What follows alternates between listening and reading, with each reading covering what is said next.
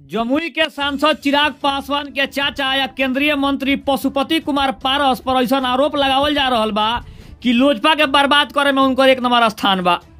खरमास के बाद हुई बिहार में बहुत बड़ा खेला। नमस्कार, हम संजीव अरोड़ा देखतनी बिहारी न्यूज भोजपुरी। आई खबर के विस्तार से जानल जाओ कि पशुपति कुमार पारस पर आखिर लोजपा ऐसा काहे आरोप लगा रहा बा कि अगर लोजपा के बर्बाद करे वाला केहू नेता बा तो उ केहू और ना बल्कि पशुपति कुमार पारस हवन।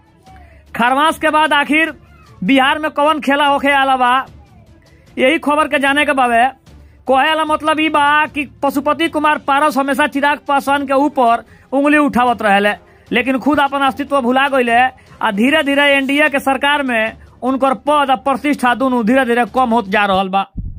अब सवाल निकल के ही आ रहा बा कि आखिर पशुपति कुमार पारस के इतना बेइज्जती भइला के बाद आखिर इतना इज्जत से काहे बढ़े। अब सबसे बड़का सवाल ई बा कि चिराग पासवान के बार बार नीचा दिखावे के कोशिश में बीजेपी उनके साथे बहुत बड़ा घोटाला करे वाला बा, ऐसा कयास लगावल जा रहा बा। सबसे बड़ा सवाल बा कि 2024 के लोकसभा चुनाव के पहले का बीजेपी के सामने आखिर चिराग पासवान के साथ पशुपति कुमार पारस खड़ा हुई हैं, आखिर पशुपति कुमार पारस एगो अलग लाइन में नजर रही हैं।